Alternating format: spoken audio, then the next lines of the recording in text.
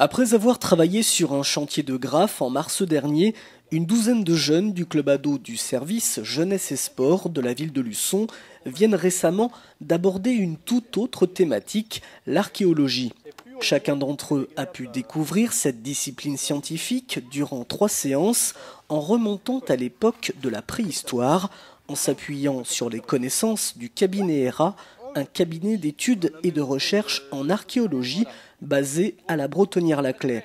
Ici, l'environnement est plus favorable à la pratique de l'archéologie où 2 intervenants ont initié les jeunes à la sculpture sur pierre et sur bois afin de découvrir le côté plus artistique de cette époque, mais aussi le travail de nos ancêtres avec la construction d'un four à cuisson, la production du feu ou encore la confection de galettes néolithiques à partir d'une mouture de céréales. Le but, c'est d'initier bien sûr les enfants aux différentes techniques un petit peu de nos ancêtres les Gaulois, pour que les jeunes aussi se rendent compte de manière très pragmatique que finalement, en 2012, on tient nos savoirs d'une époque très très ancienne.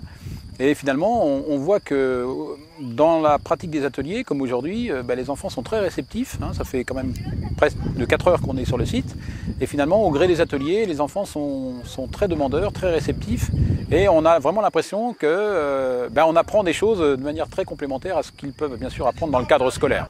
En compagnie de Gérard Beneteau et d'Antoine Roturier, les jeunes ont participé aux différentes étapes de la construction de ce four avec les méthodes de l'époque. Terre, sable, eau et beaucoup d'huile de coude.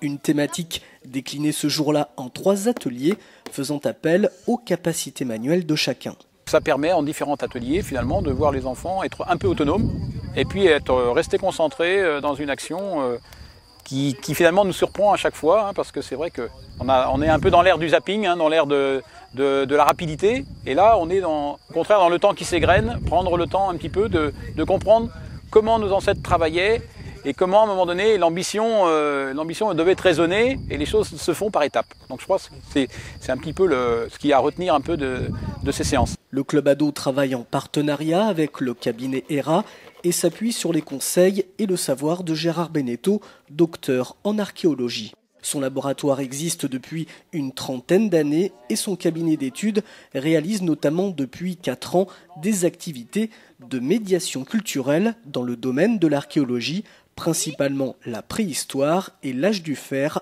à l'époque des Gaulois. Notre objectif en médiation, c'est de vulgariser l'archéologie, c'est-à-dire les découvertes archéologiques, les résultats de l'archéologie préhistorique, donc dans le domaine du mégalithisme, dans le domaine aussi de l'agriculture des préhistoriques.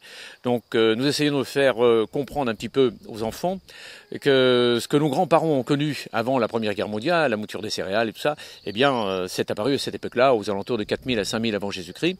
Vous savez, à partir du moment où dans un groupe il y a 2 ou 3 enfants qui commencent à réaliser des choses, à réussir, évidemment l'ensemble du groupe commence à accrocher, quoi. Et ça, il faut savoir les intéresser et leur montrer qu'ils sont capables eux aussi de fabriquer des choses telles qu'on les réalisait il y a plusieurs milliers d'années. Autre technique ancienne, celle de la réalisation de moutures de céréales avec des outils néolithiques en vue de la fabrication de galettes cuites sur des plaques de schiste alimentées par un feu produit à la force des mains.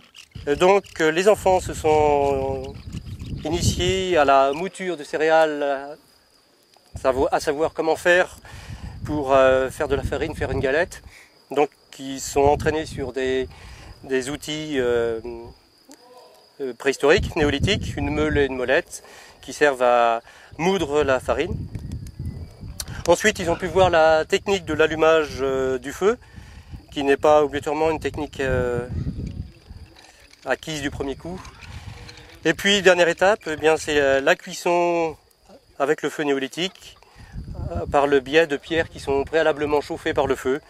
Et il n'y a plus qu'à appliquer les petites galettes mélangées, donc qui sont un mélange de farine et de sel, puisque le sel était découvert à la même période. L'archéologie, un thème qui a séduit les jeunes du club ado, qui après avoir travaillé comme il y a plusieurs siècles, ont dégusté avec enthousiasme leur toute première production de galettes néolithiques.